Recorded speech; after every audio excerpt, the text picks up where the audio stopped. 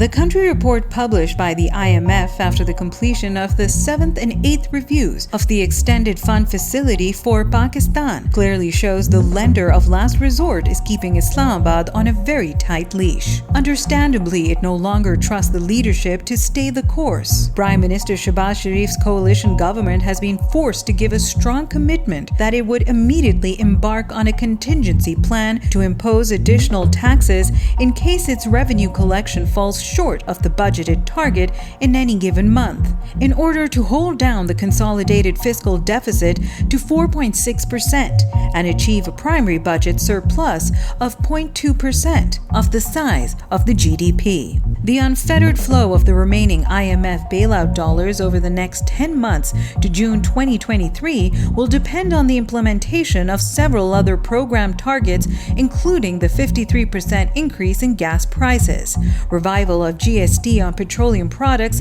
and the withdrawal of power and energy subsidies. If anyone thought that the revival of the loan package would ease their problems, they were mistaken. The tough times will worsen, and we don't even know how long this period will last. The nation's foreign financing requirements are estimated to fluctuate between 31 billion and 39 billion during the next few years, and the world's lack of confidence in our economy means that Pakistan may continue to need fund support to stay liquid in the near to medium term. Perhaps the tight path defined by the IMF for us is what we need to get our act together. That said, it must be pointed out that the calamitous floods that have affected 33 million people and devastated livelihoods, crops, and communication infrastructure across the country in recent weeks will put additional pressure on the fiscal and external accounts. The economic losses from the floods have been estimated by Minister of State for Finance Aisha Hos Basha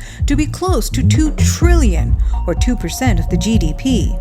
Analysts predict that the emerging flood-related pressures will spike headline inflation, which was recorded at a nearly 50-year high of 27.3% in August, on the back of potential food shortages because of supply chain disruptions. GDP growth is projected to decelerate further to around 2% from the IMF estimate of 3.5% because of the large crop and livestock losses and slowdown in demand for industrial goods.